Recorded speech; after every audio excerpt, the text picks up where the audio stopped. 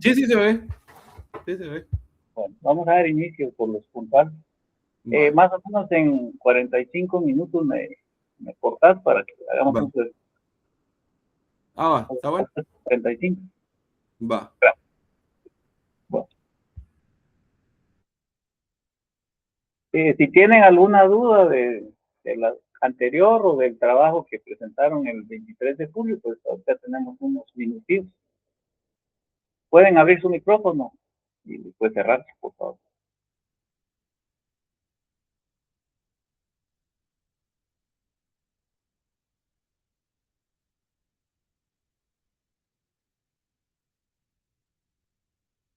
¿No hay? No lo escriben, por favor. Vamos a continuar con los trastornos del aparato respiratorio, ¿verdad? Es un pequeño recordatorio sobre las bases para esto. En los trastornos respiratorios, el éxito del tratamiento pues se basa en la detección temprana, ¿verdad? Y tratamiento oportuno. Entonces también vimos que también la epidemiología es muy importante, esto también conocer cómo se comportan las enfermedades en el hato, ¿verdad? O en el rebaño. Por ejemplo, las épocas de mayor susceptibilidad son aquellas que son frías y que hay la temperatura es baja. Entonces, esa combinación es mortal para todos principalmente para los recién nacidos y los pequeños rumiantes. Entonces, hay que ver ahora con esto del cambio climático, sí, los cambios bruscos, también otras circunstancias que hay que tomar en cuenta es a veces cuando son animales estabulados también, la vitamina D es necesaria también eh, para ayudar al sistema inmune, hay que tener en cuenta esto también, ¿verdad? Entonces, por lo que no se puede hacer un esquema rígido de vacunación si no conocemos cómo se comporta la enfermedad en nuestro medio. La presencia de gases, el manejo de la sed, la presencia del amoníaco principalmente, que es un instante respiratorio, ¿verdad? Y los síntomas cardinales, que son los que voy a ir otra vez a los zapatos. Si se mira, Maino. Sí, doctor, sí se ve. Ahí está cambiando. Ajá. En cuanto a los bases, en cuanto a las bases, ¿verdad? Uno vimos esto, ¿verdad? Los signos generales, ¿verdad? Que son depresión, temperatura, el apetito, la forma, la función respiratoria, recuerden que ellos son costo abdominal, ¿verdad? Entonces, esa es una respiración normal, ¿verdad? Respiración faríngea, ¿verdad? La presencia de tos. Se complican algunos trastornos respiratorios con diarrea, ¿verdad? Y con amnitis. Hablábamos del eje que hay intestino con los pulmones, ¿verdad? Y también en el caso de todos los factores que hay de pecho por las septicemias y por las endotoxemias, que hay daños en los dígitos, ¿verdad? Y ya, algo que vimos también, por ejemplo, el síndrome de la vena cava caudal, ¿verdad? Que también, como consecuencia de un trastorno digestivo, se desencadena un trastorno respiratorio. Y el uso de la ultrasonografía torácica, que ahorita sí está, como les mencionaba, se está utilizando en especies mayores, con los mismos transductores que usamos para vía rectal, ¿verdad? Es otra nueva destreza, habilidad que hay que desarrollar, ¿verdad? Aquí está, ¿verdad? Es esto, uno de estos, mucho de diagnóstico generalmente en los datos, se refiere ¿cómo se llama? A las reglas de decisión, al árbol de decisiones, ¿verdad? La patofisiología, ¿verdad? Entonces se toma muy en cuenta también, tomemos en cuenta que tanto los signos clínicos, también los exámenes antemortem, postmortem también, en el caso de los cerdos es muy importante ver cómo están llegando eh, los pulmones los cerdos de matadero, ¿verdad? Entonces, esto es importante conocerlo. Hablamos de esto, ¿verdad? Que hay varias guías para medir esto. La que yo, para mí es más fácil, ¿verdad? La detección del esquema del la doctora Maguire en el 2009, ¿verdad? Hay otros, entonces, en los cuales se toman en cuenta el tipo de descarga ocular, la temperatura, la relación oreja, que se llama ojo-oreja, ¿verdad? Porque es un indicador del ánimo, ¿verdad? Y la presencia de tos. Entonces, esto se ha hecho con el uso, para mejorar el uso para optimizar también el uso de antibióticos. Entonces se usa una escala de 0 hasta 4, ¿verdad? Entonces, esto es, vamos a ver un ejemplo aquí. Esto también, recordemos que las características de la respiración normal, ¿verdad? La frecuencia, ¿verdad? 10 a 30 en adultos, las actividades hasta un poco más altas, ¿verdad? Tipo de respiración normal que es posto-abdominal, ¿verdad? Va de las costillas y al abdomen, ¿verdad? Porque a veces cuando la respiración ya se ve alterada es cuando vemos abdomino total. Ahí inflan primero el abdomen, como si fueran yoga, ¿verdad? Inflan el abdomen, para eso lo que quieren es expandir más el diafragma, ¿verdad? Entonces, y eso es un indicador, un signo.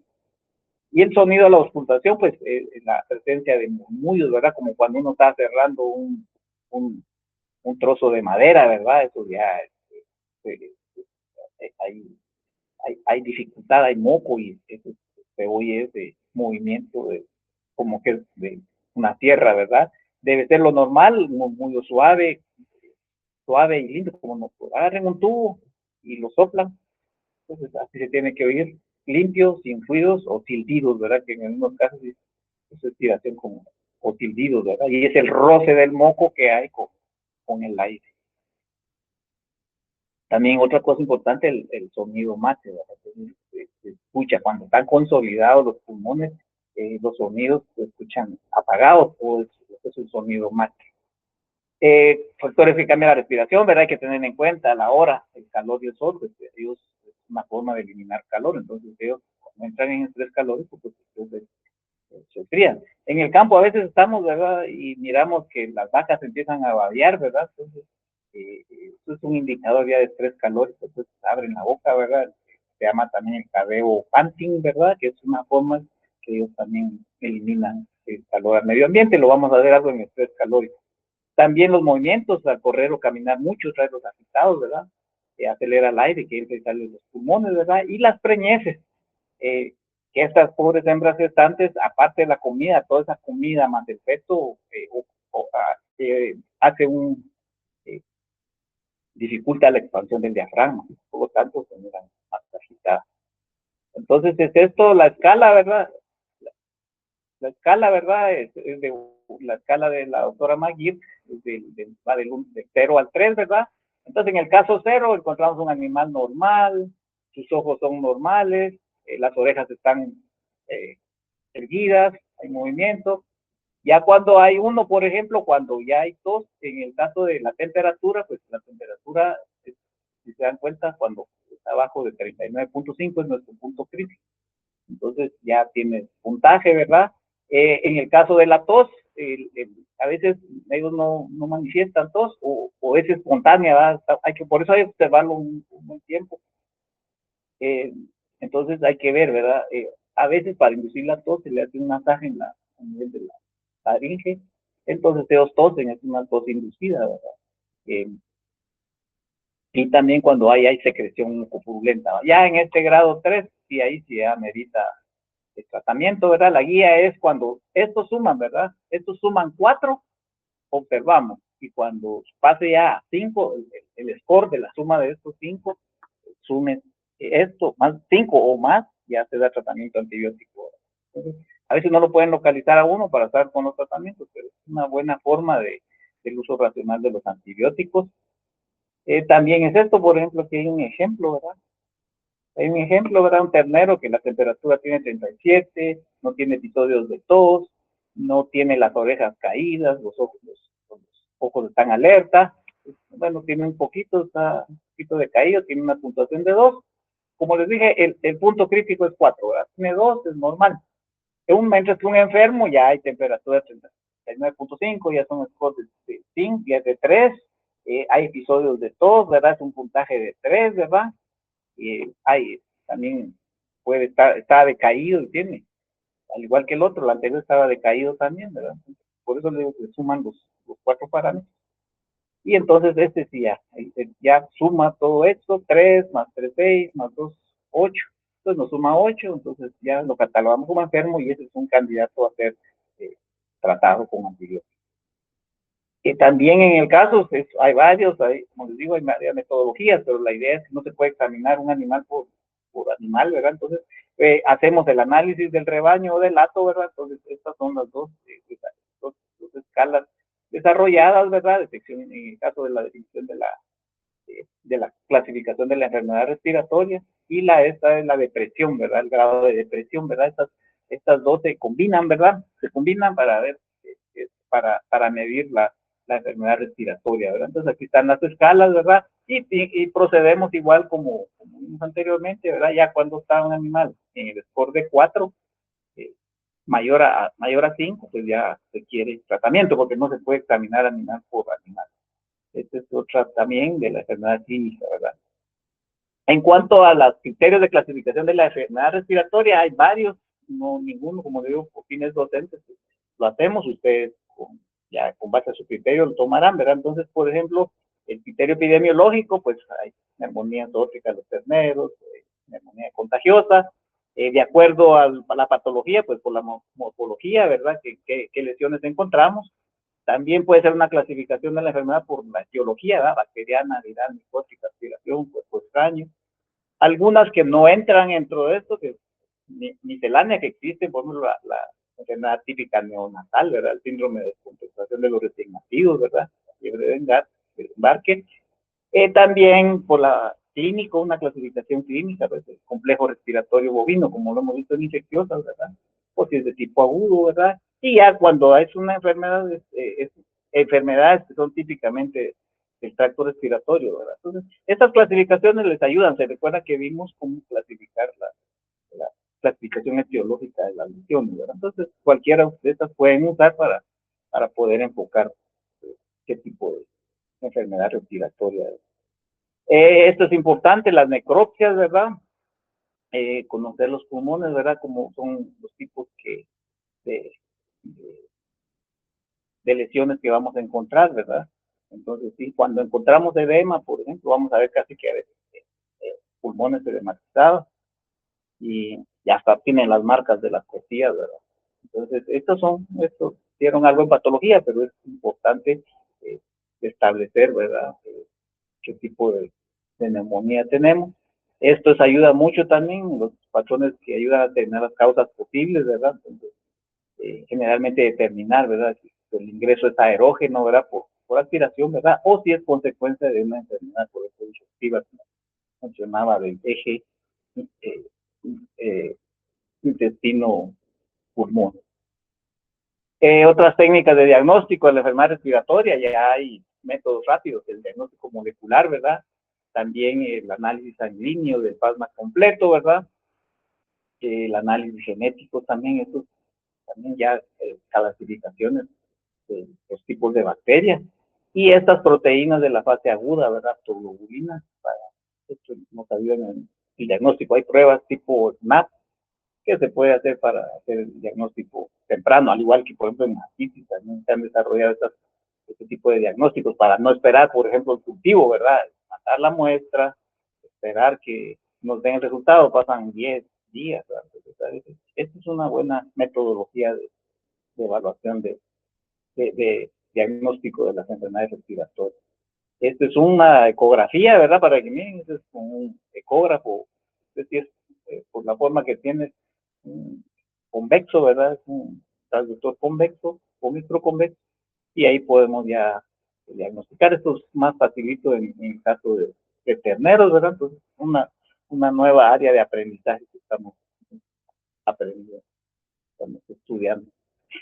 Diagnóstico diferencial, pues, de las enfermedades respiratorias, uno, ¿verdad? La IBR, es una clásica, eh, vaginitis, infecciosa bovina, el parasitismo pulmonar, que todavía se da en nuestro medio, ¿verdad? Dictiocaulus, y el otro monogamus laringios, también casos de pericarditis se pueden diferenciarlo, ¿verdad? La retículo pericarditis traumática puede ser también enfermedades de las válvulas, también endocarditis, también cuando hay una enfermedad renal, hay un Corynebacterium renale, hay uno de estos también, un Corynebacterium pseudotuberculosis, también en cabras y en ovejas, que lo que hace es la infección es a nivel renal, pero hay émbolos bacterianos y estos pueden producir también a que se van a los pulmones y se complica, ¿verdad?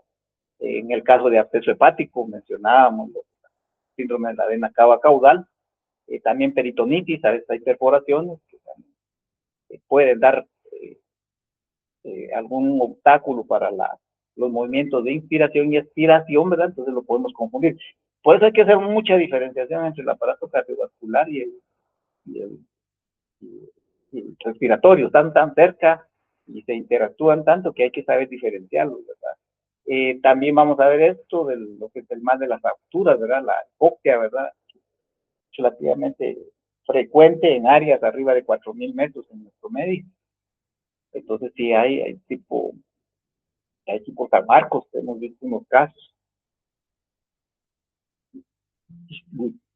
Chihuahua se llama.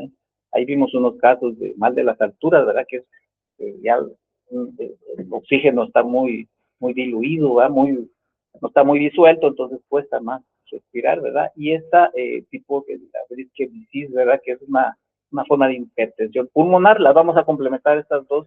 En el caso de la mal de alturas primario, por hipoxia, sí es específicamente por una mala oxigenación de la sangre, pero también también se puede convertir en un tipo de que lo vamos a ver ahorita en el cardiovascular, ¿verdad? Que es la hipertensión del cor pulmonal, se denomina, ¿verdad? El cor pulmonal, entonces la hipertensión a nivel del corazón del hacho eh, derecho, entonces produce congestión pulmonar. Por eso les digo, hay que saber bien diferenciar la parte respiratoria de la cardiovascular. Y la otra, la linfadenitis gaseosa en cabras, la forma visceral de esta enfermedad. Esta linfadenitis tiene la forma cutánea y la forma visceral, ¿verdad? Que se confunde mucho con tuberculosis. Bases igual, ¿verdad? Oportuno y aceptado diagnóstico, es importante ver, ¿verdad? Uno de los síntomas que se mira más frecuentes es dejó de comer, de una vez, pero no todos vemos la respiración, la temperatura, la relación ojo-oreja, la presencia de tos, ¿verdad? Y esto les mencionaba, al final, toda la enfermedad respiratoria se reduce a conocer la patofisiología de la inflamación. Hay un artículo ahí, si lo quieren leer, que se lo puse en el aula virtual, en Google. Ahí lo pueden ver, es un artículo clásico, explica muy claramente. Por eso cuando estuvo el COVID yo ya lo entendía, porque sí, así es como.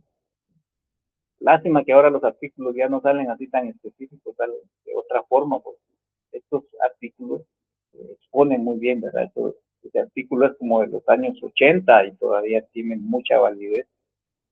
Eh, Ahora la inteligencia artificial también ya nos genera cualquier tipo de información, ¿verdad? Pero hay que analizar.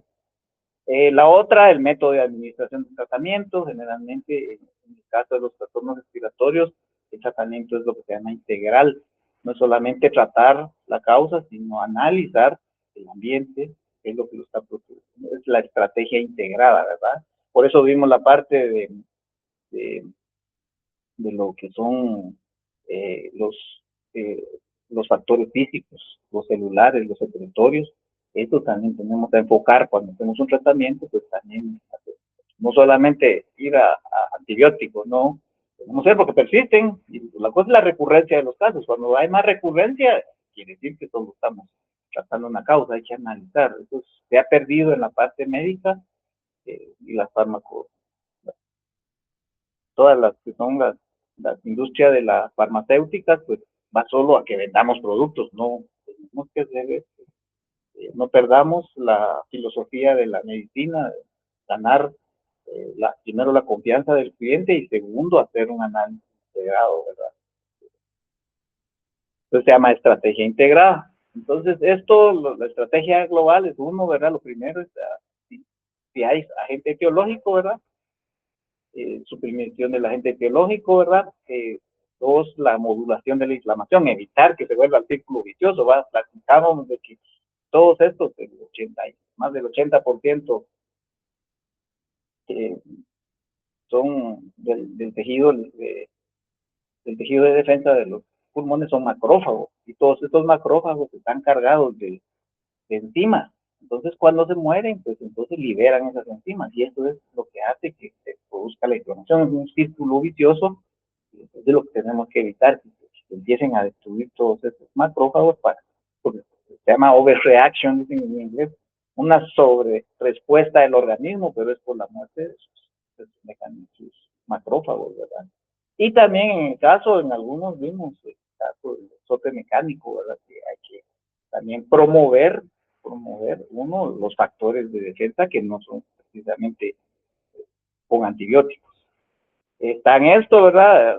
Lo primero, los antibióticos, la terapia física también, para establecer los factores físicos, el manejo, ¿verdad? También conocer el aspecto de inmunología de esto, o sea, la utilización de vacunas, ¿verdad? Y lo que tenemos ahora es el sentido común, ¿verdad? Lo estamos perdiendo cuando usamos mucho la inteligencia artificial, ¿verdad? Hay unas cosas muy médicas de los médicos internistas, y el doctor Sergio se los dice mucho, ¿verdad? Si usted oye cascos, no piense en cebras, piense en caballos, ¿verdad? Hay que hacer eso. Eso de la medicina interna es una rama bien bonita que en el transcurso del curso lo vamos a ir viendo, ¿verdad? Porque sí, hay principios de manejo de principios médicos que se han estado dejando atrás, ¿verdad? Eso lo vendemos productos. Prácticamente nosotros lo que hacemos es vender los productos de las farmacéuticas. Entonces, ustedes no van a ser así. Entonces, en el caso de los principios del tratamiento de los trastornos respiratorios, uno, ¿verdad? Los factores físicos, vimos, ¿verdad? Uno, ¿verdad? Lo principal es la temperatura, ¿verdad? La temperatura de confort oscila entre 20 y 24 grados Celsius, ¿verdad? La humedad, pues, cuando está arriba del 70%, pues, eso promueve mucho la formación de moco, que haya una adecuada ingreso a las vías nasales, una turbinación, sedimentación de partículas. Entonces, esto también, no olvidemos también en algunos casos estos animales, porque están deshidratados, porque realmente lo que quieren respirar y no quieren ni comer ni tomar agua, entonces hay deshidratación, ¿verdad? Entonces aquí preferimos las soluciones como Harman, tipo Harman, porque puede haber, es más propenso a padecer una acidosis, ¿verdad? Y cuando hay acidosis, se eleva la tasa respiratoria también, ¿verdad? Entonces, Hartmann, ¿verdad? Y esto mismo también ayuda mucho a fluidificar el moco, ¿verdad? El hidratarlos ayuda a fluidificar. En el caso de la nutrición, ¿verdad? Eso es importante, por ejemplo, a veces los recién nacidos pues, tienen problemas respiratorios, ¿verdad? Lo que hace es retírenle la leche, y no es lo adecuado, ¿verdad? Entonces, darles, en este caso, a los que coman poco, porque ellos, como no pueden respirar, no consumen mucho alimento, ¿va? Entonces, pues, esto es una situación de manejo que hay que tomar en cuenta, en lo que parece. No van a comer todo, pero no hay que dejarles de dar de comer, ¿verdad? Expectorantes que sí tenemos uso en especies mayores, tenemos el aceite alcaforado, la bromexina, que se utiliza mucho en humanos, también se puede usar, están las dosis. Vaporizaciones, ¿verdad? Estamos el famoso Big Vaporú, ¿verdad? Lo mezclamos con agua tibia, entonces se forman vapores. Entonces, lo que hacemos es que les ponemos un trapo y hacemos abajo, les ponemos el agua caliente y disolvemos. Hay eucaliptol, hay el Vicks, que no falla en los pueblos. Y con eso, entonces, eso ayuda a fluidificar mucho, ¿verdad? No vayan a hacer eso porque hay gente que quema eh, trapos de aceite quemado, ¿verdad? Y quiera, ¿no? Todo ese humo es irritante y le saca los mocos, ¿verdad? Pero eso no. Y yo lo he visto y por eso se los digo, ¿no? Usemos esas alternativas, ¿verdad? Broncodilatadores, muy pocos, ¿verdad? Pero sí, aquí nos ayuda un poco la atropina, es lo que tenemos a la mano. Y también el suplemento, ¿verdad? Suplementar aminoácidos, ¿verdad? Eh, principalmente metionina y lisina, ¿verdad? Que pues, ayuda mucho a la formación también de moco. El segundo aspecto de los factores de defensa celulares, ¿verdad? Tenemos la vitamina C, es uno, ¿verdad? Entonces, de hasta 20 miligramos por kilo, ayuda mucho a estimular el sistema inmune, ¿verdad? La vitamina D, ¿verdad? Que les mencionaba, el sol es importante, que es animal. La vitamina E, ¿verdad? También como aquellos que ayudan, que son antioxidantes, ¿verdad? Los beta 2 agonistas, ¿verdad? Terbutalina, ¿verdad? Que no existe en nuestro medio, pero sí es. Y el clenbuterol, que sí es para uso en respiratorio, también se puede hacer. Eso ayuda mucho. y también esto. También tenemos otros inmunoestimulantes como el diaceturato, el que se utiliza para piroplasma, ¿verdad? Se puede hacer. El levamitol, que que tiene funciones de parasitantes, también ayuda mucho a elevar el sistema inmune, ¿verdad? Vitamina A y selenio. Hay otros productos como nombres comerciales son el Protein So, eso se llama Immodulen, la Yatren cafeína, ¿verdad? Que son productos que ayudan mucho a elevar el sistema inmune. En el caso, por ejemplo, yo aquí lo usamos mucho en venados, en comiantes estos, que el día que se hace el manejo, siempre uno los vacunamos y les ponemos un producto, estos inmunoestimulantes, porque no se pueden estar agarrando todo el tiempo y por el estrés que les provoca. El otro punto es combate las reacciones adversas, ¿verdad? La dexametasona, yo no creo que soy fanático de eso, pero es lo que tenemos a mano. La dexametasona ayuda también a reducir eso.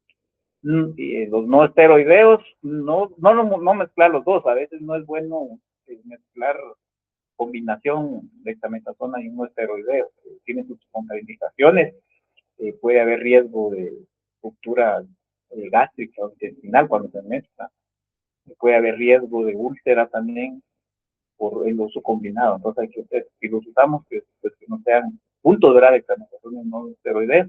La heparina, como vimos se menciona en la parte de, de, de la patofisiología, hay alteración del sistema de coagulación, ¿verdad? Está indicado. También en esto, la vacunación preventiva, la utilización de vacunas, generalmente son bacterinas toxoides, y este producto que es el DMCO es el dimetilsulfóxido. Este dimetilsulfóxido, cuando se usa para trastornos respiratorios, su función es capturar radicales libres. Se utiliza en quinos, no pasar de soluciones mayores al 10%, porque si es arriba de soluciones al 10% da hemólisis. Funciona muy bien, lo utilizan para cuando hay alguna septicemia sulfóxido, y en el caso de trastornos nerviosos también se utiliza, porque es un regenerador de las vainas de mielina. El otro principio de tratamiento de los trastornos es disminución de las reacciones y eventos intersticiales y eventos hemodinámicos. Un poquito difícil en especies mayores porque la terapia con oxígeno, ¿verdad? Pero tenemos los AINES, aquí sí nos ayudan. Y también, por último, pues la antibioterapia. Entonces, ver que todo eso, cuando sea el tratamiento, pues involucrar pues, los otros factores anteriores, ¿verdad? Estrategias no terapéuticas, uno, la temperatura, ya les mencioné, temperatura, principalmente en los resignativos, ¿verdad? La temperatura de confort de 20 a 24 grados Celsius, ¿verdad? Una humedad relativa del 70%, eso promueve mucho la humidificación y la fluidificación, ¿verdad? Las inhalaciones que les dije, que lo que hacemos es que les colocamos un trapo en el hocico, ¿verdad? Y ponemos agua caliente y disolvemos ahí el Vicks, que es lo que más se usa, o mezclas, hay mezclas de eucalipto, que ayudan. Entonces, son las inhalaciones. También lo que les dije, la alimentación, pequeñas cantidades para que los animales enfermos permitan respirar, porque no comen porque interfiere con la respiración, ¿verdad? Una adecuada nutrición, reducir el consumo. A veces cuando cerdos ocurre de que cuando se aplica hierro, a veces se predisponen que se presenten problemas respiratorios. Y es que en la patofisiología, todas estas bacterias gram negativas, bacterias angenias son gram negativas, estas tienen mucha afinidad por el hierro. Ellos tienen una siderofobina. De hecho, se están desarrollando vacunas hacia la siderofobina de las bacterias, ¿verdad? Porque entonces con hierro favorece la diseminación de esta determinación. Pues hay que tener mucho cuidado, ¿verdad? Porque a veces uno le pone un hematofonia, pues está flaco y tiene problemas respiratorios, le ponemos productos que tienen hierro, varios, varios. Entonces lo que hacemos es aumentar la susceptibilidad, ¿verdad? Por la presencia del hierro. El aceite alcanforado, ¿verdad? Que todavía se consigue. característico el olor de este. El guayacolato se puede utilizar también, se utiliza mucho en productos para la salud humana, quizá las dosis se puede utilizar. El DMCO que ya les mencioné, ¿verdad? Es un gramo por kilogramo, no mayores soluciones al 10%, porque, como les dije, puede producir hemólisis, ¿verdad? Y se puede mezclar con un suero de glucosa al 5%. La bromexina, ¿verdad? Se consigue bastante de uso humano, aquí están las dosis sugeridas. Estos son ahora los antibióticos, ¿verdad? Aquí les hice un listado, ¿verdad? De considerar siempre el tiempo de retiro, ¿verdad? Hay algunos muy buenos. Los de preferencia en la elección en los problemas respiratorios son tipo penicilina. Entonces, nunca vayamos hacia el más nuevo, no. El uso de los antibióticos debe ser. Empecemos por los más viejitos y nos vamos. Y lo ideal, pues, tener un cultivo y sensibilidad, ¿verdad? Pero, también tomen en cuenta, ¿verdad? Porque hay muy buenos. Vamos a ver ahorita en mi caso, ¿verdad? Quitar las dosis sugeridas, ¿verdad? Quitar también los tiempos de retiro, ¿verdad? Generalmente, en el caso de carne, ¿verdad? Pues hay uno de 14, pero hay otros hasta de 38, 40 días. Pues puede ser bueno, ¿verdad? Entonces, hay que conozcan esto, porque nos preocupan las hembras que están lactantes, ¿verdad? Entonces, hay algunos que no. Vamos a ver algunos, por ejemplo, que están sistemas respiratorios, las penicilinas, ¿verdad? Aquí están las dosis, los tiempos de retiro, ¿verdad? No baja de 10 días, ¿verdad? Hay unas oxitetraciclinas muy buenas, ¿verdad? Pero se puede repetir a las 48 horas para cubrir por lo menos 4 a 6 días. Pero miren, el tiempo de retiro es de 31 días. Es importante. La enrofloxacina también se puede utilizar, solo conocer las dosis. Esto sí tenga mucho cuidado, porque si se pasa uno de las dosis y es tóxica, si se mueren por el cabrito. Están las dosis sugeridas. Están otras, ¿verdad? Este es un listado, no quiere decir que, como les digo, yo prefiero las penicilinas como tratamiento inicial y después me voy. Los ideales, pues lo tengo en la otra diapositiva, pero por ejemplo, esto es la amoxicilina, ¿verdad? Son de amplio espectro, o la ampicilina, son excelentes productos también, solo que están muy caros y muy restringidos también en especies mayores. En esto, mire, por ejemplo, la amoxicilina en vacas, problemas respiratorios, 8 horas de respirar en leche, hasta 55 días en la cara. Hay unos productos, por ejemplo, por ejemplo, las sulfas, no están recomendadas para hembras que tienen leche. Hay que tenerlo en cuenta. Eso yo les paso el listado, pero el criterio ustedes son los que van a decidir, ¿verdad? Como digo, ya como profesionales, ustedes son los que deciden, pero siempre consideren. En este caso, el Pesquiofor, que es un producto que es uno de los pocos que tiene, al igual que la cefalexina, pues no tiene mucho residuo en leche, ni en día de residuo en leche de Pesquiofor, leche cero, ¿verdad? Y en carne 4 días. Pero no podemos usarlo tan seguido, tenemos que usarlo de manera estratégica. Estos, ¿verdad? Los ideales, después de las penicilinas, pues los otros son los macrólidos, ¿verdad? Tipo clorfenicol, pero no se puede usar en lactantes, ¿verdad? Y el retiro es hasta 38 días, 5 días total. Tulatromicina también, ¿verdad? A veces es dosis única, pero miren, son 43 días, ¿verdad? Entonces, bueno, ahí lo puedo usar en jóvenes que no van que están en crecimiento, ¿verdad? Hay que tener en cuenta esto. Hay otras formas también que hay, estas tulatromicina, toda esta familia de los macrólidos, que se hacen, por ejemplo, de aplicación subcutánea en la oreja, ¿verdad? Porque la oreja no se va para consumo humano. Entonces, también por esa vía, miren, por eso mismo se utiliza estas vías de subcutánea en la oreja. Ya estamos en tiempo. Sí, doctor, nos quedan como 8 minutos más o menos, 8 o 9 minutos. Gracias. Entonces, el componente, ¿verdad? Ya vimos esto de la prevención, ya vimos los factores físicos y todo. El componente principal es establecer un diagnóstico precoz, ¿verdad? Ya vimos los síntomas cardinales. Luego, la implementación del tratamiento médico, ¿verdad? La terapia médica. siente esto, ver que corregir. A veces usamos el antibiótico, pero no corregimos las deficiencias de manejo, la ventilación, a veces el exceso de amoníaco o de dióxido de carbono, ¿verdad? En la cama, que puede ser muy irritante, ¿verdad? Retirar las heces, porque son irritantes, hay todo lo que contribuye a que la enfermedad se mantenga. Uno, ¿verdad? La medicina preventiva, esa es la herramienta más barata, con énfasis en las técnicas de manejo y vacunación.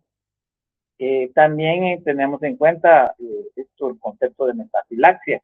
Eso va también aunado a los métodos que vimos de diagnóstico de la enfermedad respiratoria. Metafilaxia es un término médico que nos indica que es como el tratamiento de los animales, ¿verdad? Por ejemplo, en el caso de estos, tenemos las dos metodologías de evaluar los animales. La metafilaxia, a diferencia del tratamiento profiláctico, es que este solo se utiliza en animales que presenten ciertas características. Por ejemplo, en este caso, en metafilaxia solo tengo un hato, tengo 100 animales, no le voy a tratamiento a todos los antibióticos. Entonces voy viendo, ¿verdad? Que aquel que esté apartado, que esté deprimido, que tenga una escala de McGill que tenga más de 5, es eso, entonces voy a tratar. Se utiliza en otros casos, por ejemplo, en la anaplasmosis, ¿verdad? En la anaplasmosis vienen los animales, 200 animales, entonces al que miro algo enfermo apartado, le tomo la temperatura, entonces el que tenga más allá de 39.5, pues es el tratamiento. Entonces la metafilaxia va hacia el tratamiento de los animales, no a todos, sino a los que presenten las características iniciales de la enfermedad. Entonces, esto se utiliza, es un término médico que solo se utiliza en los animales que estén enfermos, pues no se puede hacer a todo el rebaño o la metafilaxia. Prevención y control, ¿verdad? Uno, lo primero es, si los problemas pasan del 20% de problemas respiratorios, es el manejo. Revisen el manejo, no lo van a corregir con antibióticos. La vacunación estratégica también, ¿verdad? Esto, ¿verdad? La epidemiología de las enfermedades respiratorias. ¿Cuándo se presenta más? En la época de mayor frío, de mayor humedad. Por ejemplo, allá en San Julián hacemos las montas de las ovejas, las hacemos, ahorita iniciaron la monta en julio, para que estén pariendo, son 5 meses, están pariendo en diciembre, ¿verdad? Porque cuando hacíamos las montas, por ejemplo, en abril, en marzo, abril, estaban pariendo en septiembre, que son las épocas que llueve más. Entonces nos morían más de problemas respiratorios. Entonces ahora tratamos de dirigir, que la monta sea en julio, están pariendo en diciembre, que es noviembre, finales de noviembre, diciembre. Es una época bastante cómoda, hay comida, no, porque si paren en la época lluviosa y fría, se nos van a morir. Entonces hay que conocer, eso nos ha ayudado mucho a reducir el problema respiratorio, ¿verdad? También el manejo del estrés, ¿verdad? Que pones de la fórmula de fiebre de embarque, ¿verdad? Uno, ¿verdad? Reducir siempre el estrés, los cambios entre tratos sociales, ¿verdad? Siempre hacer, uno de los errores es un falso concepto, ¿verdad? El día que junto los animales, ese día los marco, desmadro, los retiro de la madre, castro, vacuno, entonces ahí no está haciendo nada. Entonces, lo que vamos a hacer es mantener un tiempo razonable entre los más estresantes. Por ejemplo, en el caso, castrar a los animales, por ejemplo, todavía cuando están con la madre, ¿verdad? En los primeros meses, o a los cerditos, castrarlos cuando no están destetados, entonces eso nos ayuda, la presencia de la madre les ayuda a que no se estresen mucho, ¿va? Pero pues, si ese día que los retiran de la madre, los castran y la vacunan, realmente el sistema inmune no está preparado. Entonces, hacerlo con todo, empezar de manera ordenada, ¿verdad? Vacunar, realizar las castraciones, no el mismo día, ¿verdad? Y otra cosa, también no ponerles un bombazo, ponemos que los implantamos, que los desparasitamos, que los vitaminamos y desparasitamos, tener en cuenta. En ovejas, por ejemplo, hay que tener mucho cuidado porque las vacunas que tienen de base oleosa también dan reacciones alérgicas, hay que tener en cuenta eso. Controlar las micotoxinas, eran alimentos, en esto vemos la humonitina, es una micotoxina que siempre está involucrada en trastornos respiratorios, por su acción inmunosupresora. No vacunar el día del estrés, no usar vacunas vivas de animales con tratamiento antibiótico, aunque no está aquí, está también ese día, y créanme que es una práctica común, ese día utilizar, vacunar una vacuna viva y una muerta. Ese es uno de los errores. Vacuna contra antrax y contra clostridium. Ahí no están haciendo nada. Ustedes se recuerdan de la inmunología. Lo que va a producir más, la que se ve más favorecida es la vacuna con microorganismos vivos. Por ejemplo, la esporovacuna, la antrax es una esporovacuna. Entonces, no, es más agresiva la respuesta inmune de las vacunas o biológicos que son vivos, con microorganismos vivos. Entonces, la otra no va a haber, no se va a encontrar el efecto deseado. Entonces, no es una mala práctica el estar mezclando, poner una vacuna microorganismos vivos y microorganismos muertos contra dos enfermedades. En este caso es la de antrax contra el Clostridium. Me han dicho, mire, se nos están muriendo de Clostridium, pues ya vacunamos, ¿no? Y digo, pero ¿cómo es tu esquema de vacunación? Es que el día que ponemos las dos juntas, no, o pone una viva y después pone la muerta, pero no las dos juntas en mismo. También no usar esterilizantes químicos en el equipo, ¿verdad? Siempre seguir las recomendaciones, la protección de la luz solar ultravioleta. Siempre en eso el monitoreo es una herramienta de los problemas de los problemas respiratorios, ¿verdad? Establecer siempre la prevalencia, ¿verdad? Que no nos pase del 20%, ya les mencioné, pasa del 20% la incidencia de problemas respiratorios, quiere decir que revisen el manual, el antibiótico, ¿no? Siempre hacer un seguimiento, evaluación de los tratamientos, recuperación, tener mucho en cuenta el tiempo de retiro también de los antibióticos, porque se van a mirar más alta, ¿verdad? Y también la información de los rastros, ¿verdad? En cuanto a qué tipos de lesiones y si hay residuos de antibióticos en los alimentos. El manejo del estrés, ¿verdad? Instalaciones, hay un adecuado, que no se encharquen, que tengan acceso generalmente a agua limpia. Por grupos, ¿verdad? Hay ciertos, por ejemplo, en cerdos, creo que el doctor les hablaba, ¿verdad? No se pueden poner por grupos mayores a 20, ¿verdad? Hay competencia, ¿verdad? Si no hay espacio, hay mucha competencia. Las prácticas, pues, adaptadas a la conducta y bienestar animal, ¿verdad? Liberar el estrés, el uso de cepillos, ahí se han visto que ponen cepillos para que se rasque. También uniformidad de lotes, ¿verdad? Que salgan al sol, que salgan aunque son semiestabulados, ¿verdad? Semiestabulados quiere decir que están encerrados un tiempo, pero pueden salir al sol, al ejercicio, eso les ayuda mucho a disipar el estrés. Y la uniformidad de los lotes, ¿verdad? Que tengan el mismo tamaño para reducir la competencia.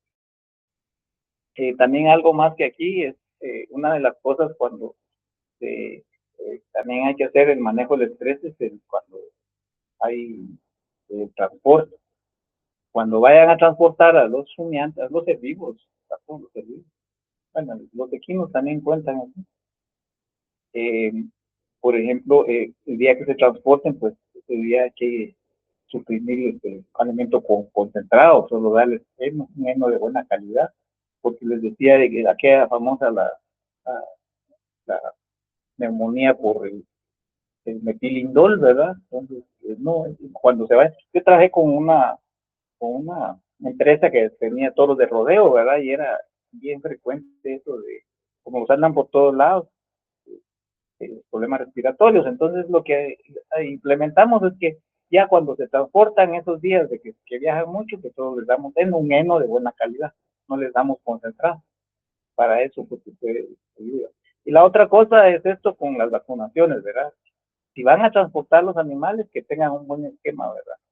Por lo menos 15 días antes del transporte, pues ponerles el refuerzo. Mucha gente lo que hace es que el día que los va a transportar, ese día los vacuna, ¿no? No. Como eso, a lo que vamos es a mantener un espacio razonable entre eventos estresantes, ¿verdad? Y programar la salida 15 días antes, un refuerzo para eso. Y en el caso de los caballos, una cosa también importante es cuando los transporten, pues traten de que no sean sujetos, porque ellos necesitan mover la cabeza. Este movimiento de cabeza les ayuda mucho a mantener sus defensas respiratorias. Entonces, por eso a veces en algunos caballos se transportan de esa manera, amarrados, entonces puede producir problemas respiratorios. ¿Estamos ahí, Mike? Cabal, doctor, cabal en tiempo. Bueno, descansamos entonces, ¿no tienen alguna duda? O cuando regresemos en 15 minutos.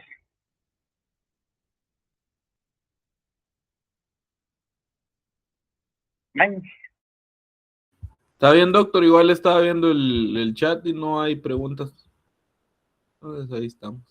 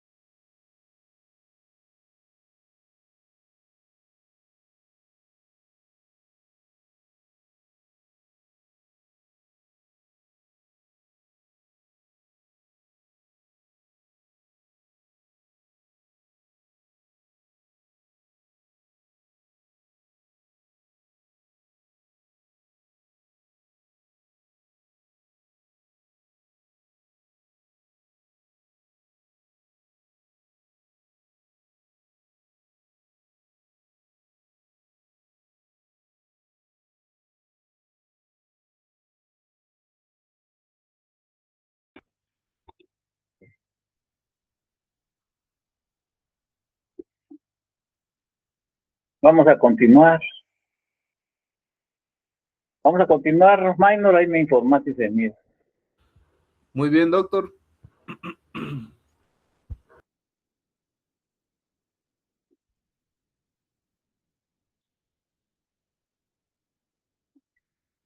¿Se mira? Sí, sí se ve. Sí pasa. Sí, ahí estamos. Más o menos en igual 45 minutos, Va, ¿está bueno? por favor. Ya. Va, doctor. Bueno, para continuar entonces con el tema, ¿verdad? Este es el aparato cardiovascular y es muy importante conocer esto, más que todo en la evaluación, porque a veces es muy difícil de diferenciar entre los trastornos respiratorios y cardiovasculares. Y también tener en cuenta que, que están íntimamente ligados. Algunas veces si afecta a uno, pues va a afectar al otro, ¿verdad? Entonces, es importante en la parte de semiología, pues saber diferenciarlos.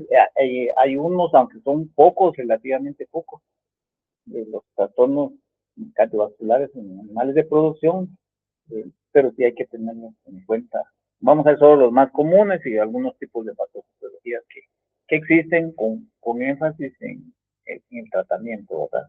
Implicaciones, ¿verdad? En la parte económica, ¿verdad? Estos animales, pues, lo que más se ve reflejado es en la ganancia de peso, ¿verdad? Entonces, estos animales no tienen una adecuada conversión alimenticia, no consumen lo adecuado. Les comentaba en la parte de respiratorio que no comen adecuadamente, no respiran adecuadamente, entonces también no funciona bien el corazón, no comen bien, ¿verdad? En el caso de bienestar, ¿verdad? Bien, la restricción del crecimiento fetal, en el caso de las hembras, ¿verdad? La insuficiencia placentaria puede provocar eh, problemas cardiovasculares a largo plazo en los neonatos. En algunos casos, ¿verdad? Animales que padecen, por ejemplo, anaplasmosis, piroplasmosis, que son enfermedades que son de la sangre, ¿verdad? Que afectan el sistema sanguíneo. Entonces, producen esto, los fetos no se desarrollan adecuadamente, ¿verdad? Y también la otra parte importante en que la salud cardiovascular y reproducción, ¿verdad? Los animales que no deben tener cierta capacidad física para eso. Entonces, es necesario que tengan una buena función cardiovascular, ¿verdad? Que se enamoren, ¿verdad?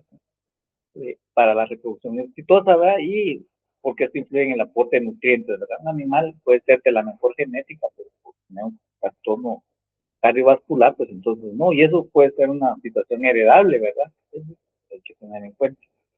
Esto en el caso de los tipos de fallas, pues uno son de dos tipos, ¿verdad? Las fallas primarias, ¿verdad? Cuando son propias del corazón, ¿verdad? Que relacionadas con incapacidad de reunir las demandas circulatorias propias del corazón.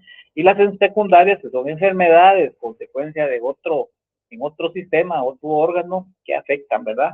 En este caso, la disminución del volumen, en el caso de la pérdida de sangre, la deshidratación, también anormalidades de la frecuencia, esas son las dos, las primarias y las secundarias, ¿verdad? Normales, que son consecuencias. Cuando una deshidratación va a producir un mayor esfuerzo también. En el caso de los mecanismos compensatorios, es importante recordar, ¿verdad?, cómo actúa, ¿verdad?, que actúan a corto plazo y, ¿no?, en el caso de estrés, como que liberación del tono parasimpático y activación del tono simpático.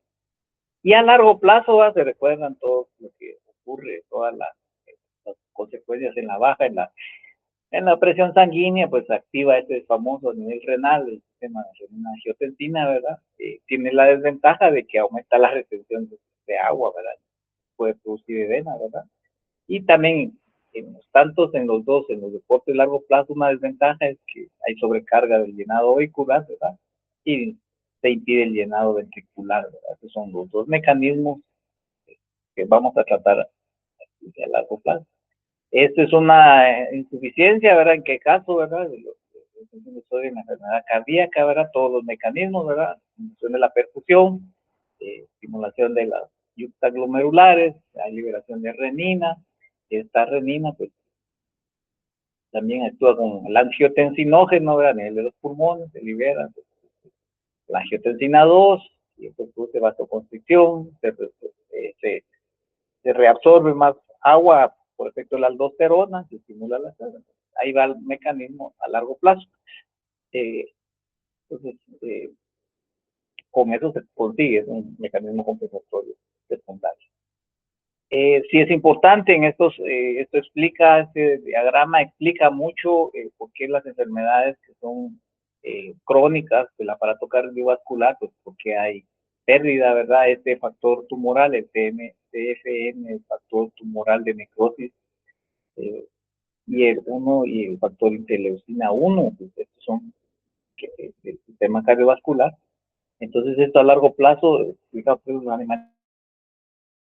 estos dos metabolitos, pues uno producen también, baja el apetito, anorexia, aumenta las necesidades energéticas, ¿verdad? Y como consecuencia, primero no consumen adecuadamente, ya gastan su reserva grasa y después hay pérdida muscular. Entonces, estos son los factores por los cuales se complican las enfermedades cardiovasculares a largo plazo, crónicas también, ¿verdad?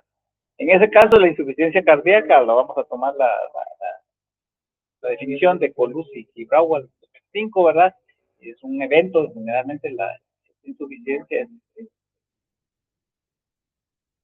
ocurre cuando los mecanismos ya compensatorios cardíacos y neurohormonales pues, se ven desbordados, ya no son capaces de llenar los requerimientos fisiológicos. Hay varias definiciones, estamos tomando una.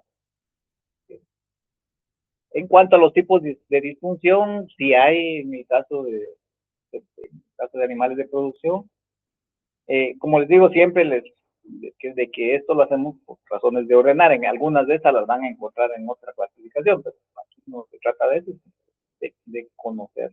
Eso por lo menos son 9. Tenemos las enfermedades que afectan las válvulas cardíacas, las semilunares y las auriculoventriculares. La enfermedad miocárdica, enfermedades de músculo, también anomalías de la conducción, recuerden que este es un órgano autónomo, ¿verdad? Enfermedad de los vasos sanguíneos, defectos congénitos, también cuando hay anormalidades del volumen, ¿verdad? Hablamos de deshidratación, cuando hay baja del volumen total sanguíneo. Los parásitos, ¿verdad? Sí, es relativamente frecuente, ritmo cardíaco y sanguíneo, ¿verdad? La enfermedad hemorrágica, que es la coagulopatía intravascular diseminada, su abreviatura CIS, ¿verdad? Que se mira bastante frecuente en hembras que son después del parto, ¿verdad? Como consecuencia del parto. Entonces se liberan trombos, principalmente trombos sanguíneos por el proceso, y esto se traduce en lo que se llama enfermedad hemorrágica, ¿verdad? Y en tumores, que lo vamos a ver ahorita, pues que producen efusión pericárdica y por lo tanto se llena mucho de líquido y por lo tanto el corazón no se contrae adecuadamente. Ya viéndolas por separado, ¿verdad? Ya viéndolas. Hay también cardiomiopatía tóxica, la mionencina, ¿verdad? Ionóforos, la mencionábamos, que se utilizan en nutrición animal, que son sustancias que promueven la microbiota que digiere carbohidratos. Eso lo mencionamos, la monensina en problemas digestivos. Entonces, a veces cuando se dan dosis muy altas, pues puede producir daño. Y a nivel del músculo cardíaco, y el sena, ¿verdad? Que es una planta que existe aquí, el nombre científico es sena, pero en el campo la conocemos como barajo, le llaman. Entonces, yo he visto casos de búfalos que están en palma aceitera. Fíjense que esta planta la utilizan para reproducir esos. Bueno, en la palma africana necesitan unos polinizadores, que se llaman camerunenses, es un tipo de coleóptero, un tipo gorgojo, que es el que poliniza las frutas de la palma aceitera. Entonces, esta cena la utilizan para como mantener, tiene afinidad por esto, pero también viven en esta planta, entonces lo siembran en ciertas partes para mantener que la población de estos polinizadores, pero a veces los búfalos se lo comen por hambre, ¿verdad? También lo van a encontrar como intoxicación con cafetío. Entonces, esto cuando lo consumen les produce daño. Entonces dice, mire, se murió, y cuando hacemos la necrosis, pues encontramos lesiones cardíacas. Entonces puede ser también cardiomiopatía tóxica. Son los casos que menciono aquí. En el caso de las enfermedades vasculares, recordemos, ¿verdad? El sístole, el cierre de las auriculoventriculares, ¿verdad? Y el diástole, pues el cierre de las semilunares. Y de manera, ¿verdad? Cuando hay soplos sistólicos, cuando hay insuficiencia auriculoventricular o estenosis semilunar. Y en el otro lado se cambian, ¿verdad? Es un soplo diastólico cuando insuficiencia semilunar y cuando hay estenosis auriculoventricular. Un pequeño recordatorio. Estos hay enfermedades, hay endocarditis. Las endocarditis generalmente son de origen infeccioso, mientras que las endocardiosis son degenerativas. Si hay endocardiosis, también una cosa, por ejemplo, el exceso de vitamina D, el exceso de calcio puede producir estas endocardiosis. Si hay, lo hemos visto en animales bien. Y las endocarditis, pues uno, ¿verdad? Pues primaria, pues defectos congénitos, pero si hay todas las bacterias del género, que son Streptococcus y Staphylococcus, las toxinas que ellos producen, pues dañan a nivel de las válvulas.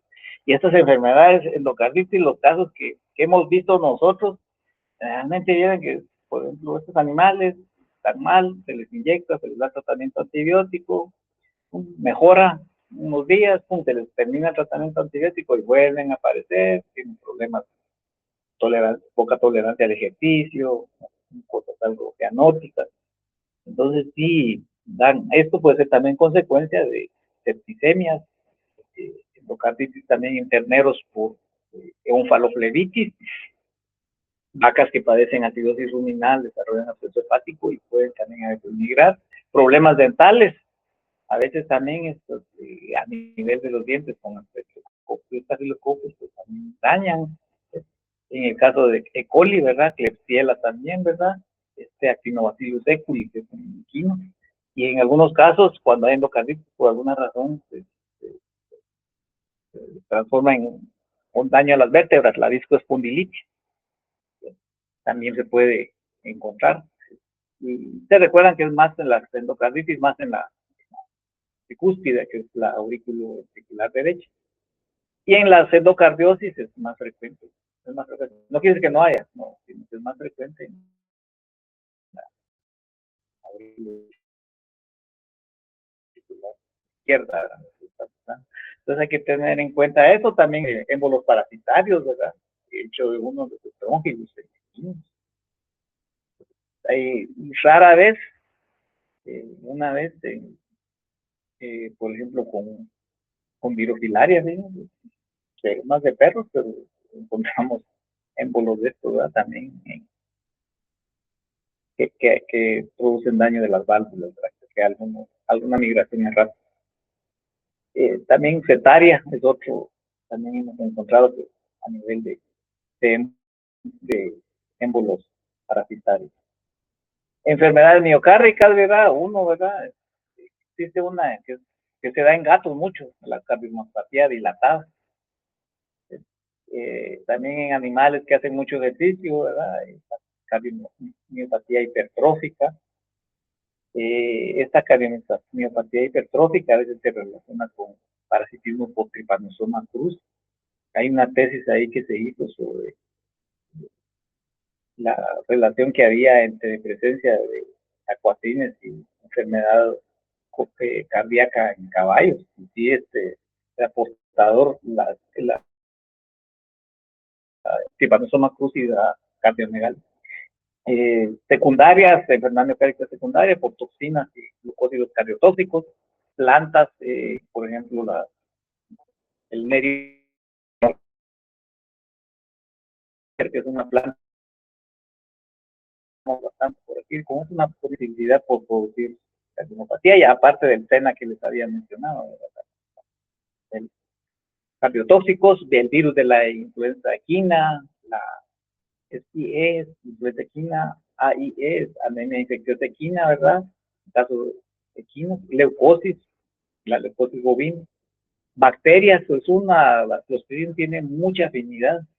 De hecho, una de las lesiones, a veces cuando encuentra un animal muerto, vamos a encontrar lesiones, hemorragias petequiales en miocardio, y eso es un sugerente bastante de que, entonces, se puede afectar Clostridium a nivel del corazón también.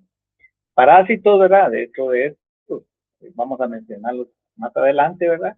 Las deficiencias de selenio, ¿verdad? La famosa enfermedad del corazón de mora, ¿verdad? Deficiencias de hierro, cobre, ¿verdad? Siempre estos tres minerales tienen afinidad. Hierro, cobre, cobalto siempre actúan de manera sinérgica, ¿verdad? Pues cuando a veces los suplementos traen estos tres por eso mismo, ¿verdad? Y esto puede producir daño también. Las deficiencias pueden enfocarse, estos tres se pueden enfocar en daños al miocardio. Ese cor pulmonar, ¿verdad? Que es el mal de las alturas, que les mencioné que el mal de las alturas primarios es hipoxia, es una deficiente oxigenación. Pero el cor pulmonar puede ser, esto es una hipertrofia de la aurícula derecha que produce congestión a nivel pulmonar. Este se da en animales, pero también puede ser consecuencia. Un animal que padece un problema respiratorio, que da algún problema, alguna lesión, ¿verdad? Recuerden que esas lesiones el organismo las engloba. Entonces sí es bastante, este cor pulmonar se presenta como mal de la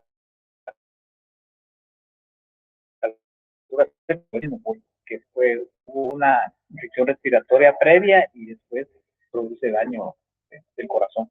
Puede se le habla de las alturas secundarias. Recuerden, el mal de las alturas primario es una hipoxia, el mal de las alturas secundario es un trastorno pulmonar, ¿verdad? Por una hipertrofia de la aurícula derecha. También puede ser enfermedad miocárdica por el daño del retículo, pericarditis traumática, que hay perforación, produce daño en el músculo cardíaco. Anomalías, ¿verdad? Que raras, ¿verdad? Son medicamentosas, la utilización, por ejemplo, de lidocaína, ¿verdad? Que son beta-bloqueadores, ¿verdad? Producen bradicardia. La electrofulguración, ¿verdad? Es cuando les cae un rayo, puede producir la muerte por un daño al sistema autónomo del corazón. También el alto voltaje, ¿verdad? Recuérdense que en ganado, canales de producción, se utiliza el cerco eléctrico. Entonces, a veces cuando está mal diseñado, o cuando eso es otra cosa, a veces está diseñado, se les pasa, porque es un alto voltaje, el voltaje no mata, lo que mata es el amperaje. A veces también cuando los animales, por ejemplo, llueve y tienen contacto con estos los cercos eléctricos, pues el efecto es más duro, se siente más duro la descarga y eso les puede producir anomalías de conducción, ¿no? Entonces es bien importante esto, el voltaje. Esta es otra situación que a veces tiene que ver uno, ¿verdad? El control del voltaje, ¿verdad? Porque cuando hay mucho alto voltaje, hay una característica del ganado como que el whipping, ¿verdad? Whipping es como latigueo, hace los coletazos que dan, quiere decir que hay que revise su cerco eléctrico, puede ser que tenga una mala graduación del voltaje, ¿verdad? No los va a matar, pero sí les produce mucha incomodidad. Enfermedad vascular, ¿verdad? Ya aquí está la enfermedad pulmonar, ¿verdad? Se llama la Trisket disease, la enfermedad del pecho. La enfermedad pulmonar obstructiva crónica, ¿verdad? Que es la EPOC. Y la otra es, por sus siglas en inglés, de la hipertrofia pulmonar de la por la altura, ¿verdad? Entonces, también pues es una alteración estructural y funcional del ventrículo derecho, como les había mencionado. Esta enfermedad, la púrpura hemorrágica, algunas veces la encontramos, por ejemplo, en las enfermedades que son de origen alérgico, pero porque hay daño al endotelio. Aquí es uno de estos, es una representativa, es el Streptococcus X, pero también hay otras bacterias y también hay otras enfermedades de tipo autoinmune que producen la púrpura hemorrágica.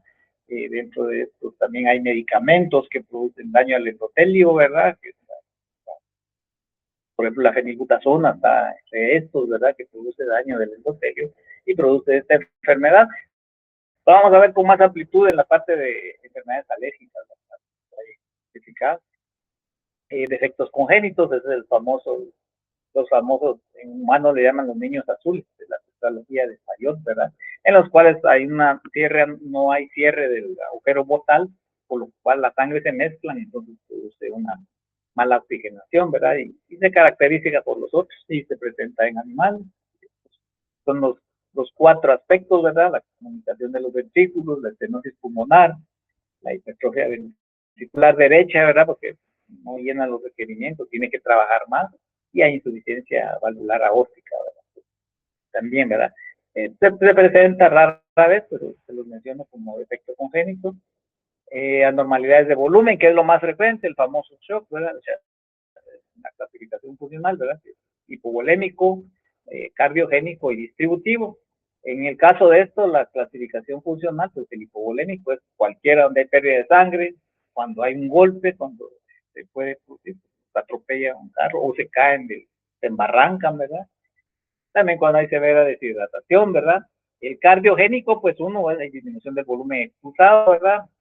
Que se puede dar por varias causas, entre ellos la falla cardíaca, por enfermedad cardíaca, la taquicardia, esta taquicardia ventricular multifocal, ¿verdad? Que también puede ser un defecto congénito, ¿verdad? No hay una contracción normal. Medicamentos, ya les había mencionado, los beta bloqueadores, ¿verdad? O anestésicos, que también pueden producir shock, ¿verdad? También cuando hay un cuerpo extraño como la retículo pericarditis complicada. Aquí estamos hablando solo de retículo pericarditis complicada, ¿verdad? El distributivo, ¿verdad? Que se presenta cuando hay sepsis y endotoxemia, ¿verdad? Que es una mala distribución del flujo sanguíneo, ¿verdad? Parásitos, como dirofilaria, ¿verdad? A veces se puede presentar casos raros. Estrongilos equinos, ¿verdad? Que forman émbolos. Y por anafilaxia. También puede ser por golpes, a veces se asocia, por ejemplo, cuando hay un atropellamiento, a veces hay liberación de trombos, de émbolos de grasa. Entonces émbolos de grasa, entonces eso también puede producir fallas en la distribución de la sangre.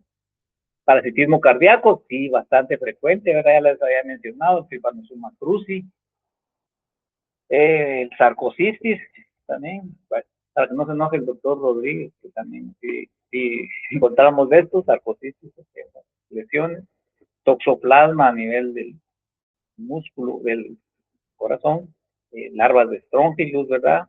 Trichinela, no se ha reportado, pero sospechamos que puede haber. Esto sí es más frecuente en los cisticercus, cisticercus cellulosae. Estos dos son últimos, estos sí existen. Los casos que hemos visto están aquí en el altiplano, a nivel de Quetzaltenango o de Quetzaltenango, San Marcos. Este quiste hidatídico, esto hay que tenerle mucho cuidado porque se acuérdense que los pederos definitivos son los perros, pero los intermediarios podemos ser nosotros hasta nosotros. Hay que tener mucho cuidado, es uno de los perros callejeros.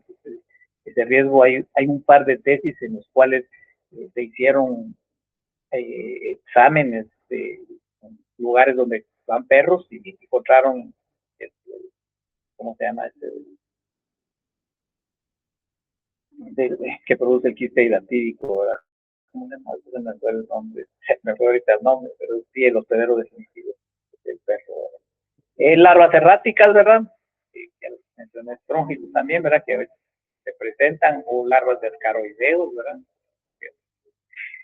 Protozoos y riquecias, ¿verdad? Teileria, no se reporta en Guatemala. El quiste hidatídico es el Echinococcus granulosus, ¿verdad? Sí se ha encontrado huevos en heces fecales de perros callejeros. Hay que tener cuidado. Teileria, ¿verdad? Que sí se sospecha a nivel de algunos veces que hemos muestreado animales en el norte del país, han habido estructuras sugerentes que puede haber teileria. Trypanosoma también no se reporta, pero sí se reporta en lugares de Colombia, Venezuela, Brasil, y hay trypanosoma. La crucis sí hay aquí, se encuentra, pero hay otros tipos de paranosomas que también afectan, y anaplasma y babesia. Estos son los más frecuentes en nuestro medio, que también produce también daño del sistema, y que a la larga también producen daño a nivel del corazón. Enfermedad hemorrágica, ¿verdad? Que es la coagulopatía intravascular diseminada, ¿verdad? A veces se da en las hembras del parto o cuando hay mucho otro tipo de enfermedades son de tipo inmune. Esta es una burrita, la vamos a ver, esta lloraba sangre, o sea, sudaba sangre, sí, tenía, lo que nos orientó aquí fue que es por épocas, ¿verdad? Esta púrpura hemorrágica es porque ese sí padeció papera equina. Entonces, cuando a veces cuando padecen papera equina, esas toxinas son las que dañan el endotelio, como secuelas. Y produce esto, pobres, lo que miran aquí las manchas con sangre. Entonces hay que hacer un diagnóstico también en este caso, de leptospirosis en equinos, porque da uveitis, está presentado uveitis. Entonces, esta la hemos tenido desde hace años, ¿verdad? Aparece, le damos tratamiento, penicilina, dexametasona, se recupera, pasa una buena temporada y vuelve a recaer. No ha muerto y ahí está bajo tratamiento, está bien consentida, ¿verdad? Porque más que todo parece mascota, pero sí es un caso de púrpura hemorrágica. Que la vamos a ver también en la cáncer de enfermedades alérgicas. En tumores, ¿verdad? De funciones pericárdica, que todo el exceso de líquido pues, produce una inadecuada contracción del corazón, ¿verdad? La leucosis bovina, bastante frecuente, tuberculosis, ¿verdad? Y también un virus, la papilomatosis, a veces también se ve involucrado, a veces encontramos lesiones. La papilomatosis hay que ponerle atención porque es una enfermedad que ya se han encontrado bastantes, que los virus antes se creían que habían como 6, ahora hay como 13, va la última clasificación, un poquito más de 13. Y estos algunos de la virus de la papilomatosis afectan a nivel de los mesotelios, a nivel del peritoneo, a nivel del epitelio de la vejiga y también a nivel del epitelio del pericardio. Entonces, puede esto producir un aumento del líquido del tracto pericárdico y esto inhibe la contracción adecuada del. También a veces más que todo puede ser a veces por trauma también que repete. En las manifestaciones uno, ¿verdad? Son varios puntos, unos de estos son más evidentes en animales activos, ¿verdad? O hay que diferenciar también del golpe de calor, ¿verdad? Están así, no se quieren mover, están en una respiración bastante activa. Entonces, pues esto en el caso de cuando es una congestión derecha, ¿verdad? Esto impide el flujo venoso de la vena cava caudal, ¿verdad? Entonces hay congestión yugular. Los signos van referidos hacia la parte que retorna, ¿verdad? Hay congestión yugular, hay edema subcutáneo, ventral, hay ascitis. En los machos también podemos encontrar que hay melanocytitis, ¿verdad? Que hay inflamación. Esto, estos van a ser los signos, ¿verdad? Acúmulo líquido, hay difusión pleural, ¿verdad? El líquido alrededor de los pulmones, ¿verdad? Y vamos a ver que hay ascitis, hay distensión abdominal en el caso de la congestión derecha, ¿verdad? Son referidos a esto. Hay congestión izquierda, ¿verdad? En este caso, uno de los signos que hay es la tos. Cuando es del lado izquierdo vamos a encontrar tos. En el otro es diferente, ¿verdad? En otro vamos a encontrar que hay signos de edema a nivel abdominal. También hay desmayos, ¿verdad? Pues no se miran, pero sí uno de los signos de insuficiencia cardíaca izquierda es la tos. Y cuando hay congestión generalizada, pues predominan los del lado izquierdo, debido a las consecuencias severas del edema pulmonar. Todos son estos signos, los que están marcados en rojo, ¿no? ¿Verdad? La auscultación ayuda mucho, ¿verdad? Primero, evidente en animales que son activos, ahí cuando auscultamos el sonido de galope, ¿verdad? no es un sonido, normalmente es duc, duc, duc, duc. Los dos sonidos son bien marcados, en este caso no, pues le llamamos pulso, sonido trémulo, ¿verdad? O flutter le llaman también, un aleteo, ¿verdad? No es definido. También encontramos distensión de la vena yugular, ¿verdad? Hay que ver esto, ¿verdad? Como un signo de la congestión cardíaca derecha. Pero también hay que tener o sea que cuando hay una reticulopericarditis hay daño del lado derecho, ¿verdad? Porque hay distensión de la vena yugular. Entonces, sí. Otra cosa es la disnea, ¿verdad? Y dificultad, ¿verdad? En el lado derecho, pues aumenta el tamaño de algunos órganos, a veces hay edema por el hígado, vamos a encontrar toso o lo vamos a ocultar. Esto, ¿verdad? Los puntos son otro, ¿verdad? La coloración de las mucosas, ya sea pálidas o cianóticas, o también cuando son como de color café, lodosas, ¿verdad? Eso casi es indicativo que hay endotopenia, ¿verdad? Tiempo llenado capilar, ¿verdad? El mayor a 2 segundos, ¿verdad? Entonces, también nos indica que hay inadecuada perfusión sanguínea. Esto, ¿verdad? Distensión abdominal, ¿verdad? Que es más marcado del lado derecho. Y esto es la intolerancia al esfuerzo. Son animales que no se mueven. Al moverse, pues sí hay. Entonces, estos son los signos principales, ¿verdad? Por lo menos los podemos resumir en 4, ¿verdad? La intolerancia al ejercicio, la coloración de las mucosas, ¿verdad? En tiempo de llenado capilar. Entonces, esos son indicativos, ¿verdad? Ya después a largo plazo ya está lo otro que les mencioné, la pérdida de peso, la incapacidad de dormir cómodamente. En los jóvenes hay retraso en el crecimiento, ¿verdad? Y esto último nos permite mucho la tasa cardíaca para diferenciarla de problemas, ¿verdad? Que un animal a veces encontramos que la tasa es lenta, rápida, pero no hay una adecuada sincronía con la respiración. Entonces, sí, no, oímos más sonidos que respiración, tenemos más sonidos que respiración, no es una adecuada congruencia entre los dos. Y también animales en el descanso, ¿verdad? A veces encontramos, o en animales que son muy gordos, muy flacos, encontramos, normalmente un animal que es obeso lo vamos a ocultar y va a encontrar el sonido como apagado, mate, le llamamos, ¿verdad? Pero es por la cantidad de grasa, un sonido apagado.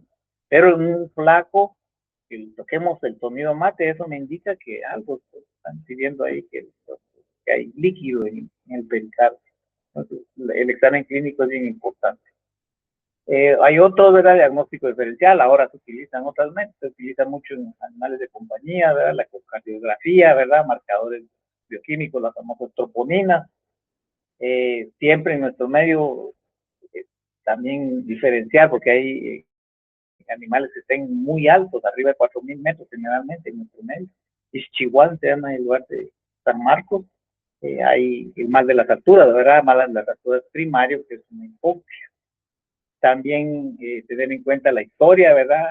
Si hay tóxicas, si hay algún problema metabólico, un trauma, ¿verdad? O si preguntar la historia, ¿verdad? Porque que si son congénitos los vamos a ver desde que son pequeños, ¿verdad? Y siempre hacer esto, ¿verdad? Laboratorio, descartar leucosis, bovina, tuberculosis, fiebre aftosa, que también produce cierto daño, corazón de tigre, le dicen, porque produce en el corazón. Asociar sintomatología con parámetros sanguíneos y las pruebas de ejercicio, ¿verdad? Entonces el examen es complementario, análisis de los parámetros sanguíneos y las pruebas de ejercicio. La guía para el tratamiento del aparato circulatorio cardiovascular, uno de los objetivos, pues uno va a manejar los signos clínicos y reducir el trabajo del corazón, ¿verdad? Evitar que hagan trabajo excesivo, ¿verdad? Animales de trabajo, pues darles una carga moderada, ¿verdad? Disminuir la acumulación de fluidos, ¿verdad? Uno de los signos de congestión derecha, pues es la acumulación de fluidos, pues, puede producir edema, ¿verdad? Mejorar la función cardíaca, ¿verdad? Se pueden usar inotrópicos como la digoxina, ¿verdad? Claro, pero sí hay gente quitar las arritmias, ¿verdad? Y también suprimir, evitar problemas de coagulación.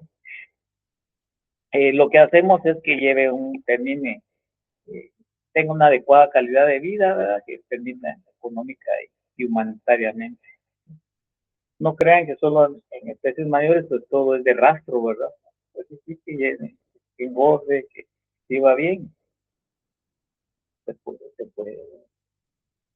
En el caso de la guía, ¿verdad? Está la guía de tratamiento, ¿verdad? En el caso de especies mayores, pues la restricción de sodio, pues como en otras especies, pues un poquito hay que tomarla en cuenta, es muy diferente el sodio en especies mayores. Pero sí se pueden utilizar, por ejemplo, diuréticos, la furosemida, ¿verdad? De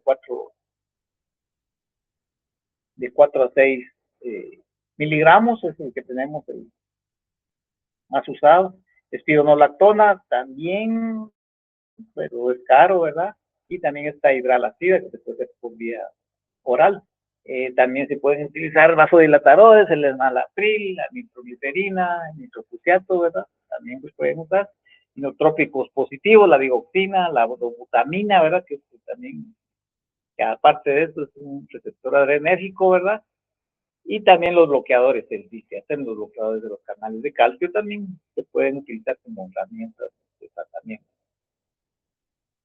Esto, ¿verdad? Inhibidores también se pueden utilizar, los inhibidores de la enzima convertidora de angiotensina, ¿verdad? Las dosis sugeridas están ahí, ¿verdad? Y otros, ¿verdad? Pues, que se utilizan, pues, son de origen nutricional, la carnitina, la taurina, ¿verdad? Y también otros tratamientos que se procede la terapia de oxígeno, solo si existen mascarillas para dar oxígeno. En caballos lo utilizan, ¿verdad? Pericardiocentesis, ¿verdad? Es la función de traer líquido en algunos casos, que ya es una inadecuada contracción cardíaca. Y esto pues, también uno prevenir la hipocalcemia. Normalmente a veces la hipocalcemia, a veces también cuando hay deficiencia de magnesio, se puede haber daño al corazón por alguna razón. Y a veces cuando hay hipocalcemia y se da mucho potasio y mucho magnesio, puede ser tóxico para el corazón. Entonces, no es mejor prevenir la hipocalcemia. En los animales, en general de las hembras que están en lactación, ¿verdad? Porque eso sí puede haber daño del corazón. Y también lo que hay que hacer es, en última instancia, sabemos que es de origen bacteriano, pues uno esterilizarla, va a prevenir la metástasis de la infección. Aquí solo es una pequeña guía para el tratamiento del aparato circulatorio, que es lo que más hacemos, es la corrección del desorden de fluidos, ¿verdad? Entonces aquí hay un pequeño ejemplo de cómo se calcula, ¿verdad? Recordemos que nosotros, solo aquí en Guatemala se utilizan libras, ¿verdad? Generalmente es mejor solo usar el sistema métrico decimal.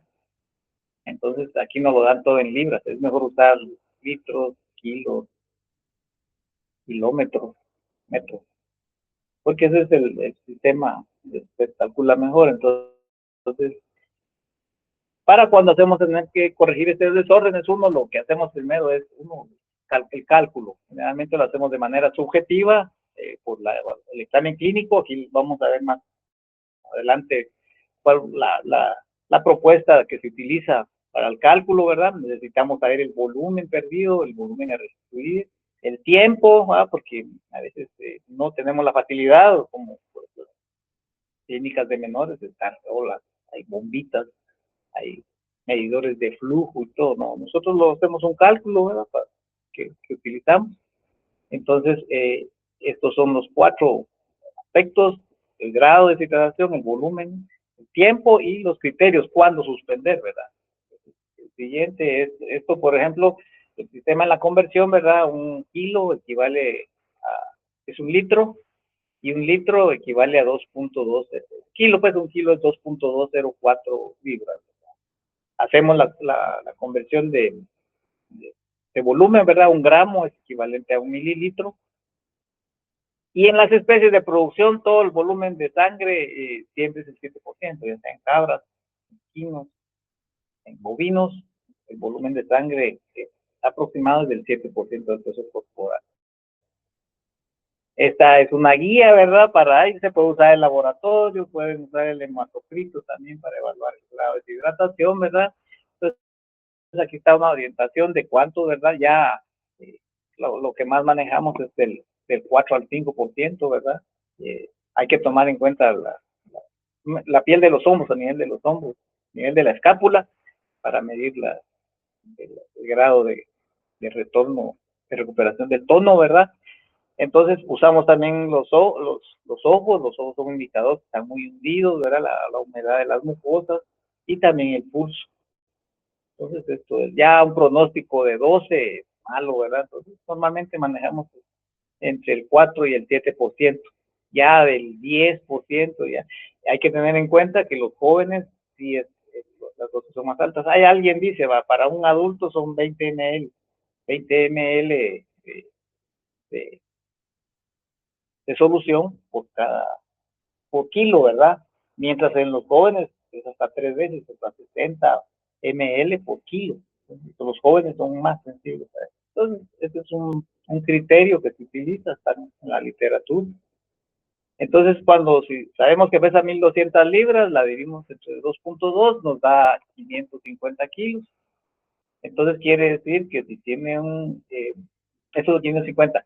Si sabemos que es grado de hidratación, el 5%, ¿verdad? O sea, está membranas mucosas semisecas, turgencia de la piel normal, humedad de los ojos normal, 5%, entonces multiplicamos 550, que es el peso del animal, por 0.05 es el 5%. Nos da que tiene un grado de deshidratación. Hay que restituir 27.5 litros. De esto mencionábamos, ¿verdad? Que tenemos que saber que el 7% del peso por su volumen corresponde a sangre. Entonces, multiplicamos 550 por 0.07, 7%, nos da que su volumen es 38.5. Entonces dividimos el volumen de sangre que tiene el animal, 38.5, dentro del que es 27.5, que es el volumen que vamos a restituir, y nos da 1.4. Entonces, ese 1.4 es el tiempo, entonces lo multiplicamos por 60 minutos. Entonces, quiere decir que ese animal, como guía, tenemos que poner ese volumen, los 27.5 litros, en 84 minutos, cerca de hora y media. Entonces, eso les va a tardar. Hay gente que yo he visto que se tarda para poner 1 litro 3 horas. No, corazón de Dios, capacidad de bombear hasta 8 litros en una contracción. Entonces, no, esto es bastante acertado, funciona bastante bien. Solo en el caso de calcio, que lo vamos a ver en enfermedades metabólicas, sí es un poquito diferente. Pero lo que hacemos es que vamos midiendo, ¿verdad? Recordemos también el goteo, ¿verdad? Lo que hacemos es como vamos midiendo cuánto se mide, a veces nos toca para ver cuántas gotas por minuto, ¿verdad? Entonces, vamos midiendo, ¿verdad? Inicialmente, cuando están deshidratados, los podemos poner un poquito más rápido. No se utiliza tanto a gotas, tales solo en los muy jóvenes, pero en los grandes no, me parece un chorrito continuo, siempre que no sobrepase el tiempo calculado. Por ahí sí puede haber edema pulmonar, es una de las cosas, en algunos casos edema pulmonar. Entonces, ya cuando hacemos esto, otros criterios que tienen que tener en cuenta, si el animal, pues si hacemos un hematocrito y ya digamos que lo recuperó, pues también ya hacemos, ¿verdad? Otro criterio es que los animales orinen. Ya cuando ellos orinan, quiere decir que ya llenaron, ya hay perfusión. Porque muchas enfermedades lo que hacemos es evitar que haya isquemia renal, ¿verdad? Para que no haya shock. Entonces ya empiezan a orinar, ya está uno más tranquilo. Y también cuando ellos ya toman agua por sí solos, pues ya respiran más tranquilo de que están recuperados, ¿verdad? Entonces, no. Esta es una guía, como les digo. Hay otros métodos que utilizan el laboratorio, pero a veces el laboratorio si no lo tenemos disponible en el campo, ¿verdad? Esto es lo que les tenía para el día de hoy. Si tuvieran alguna duda, no hay en el chat. No, doctor, en el chat no hay.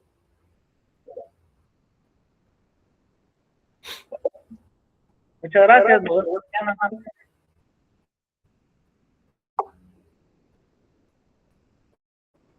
A las 7 nos...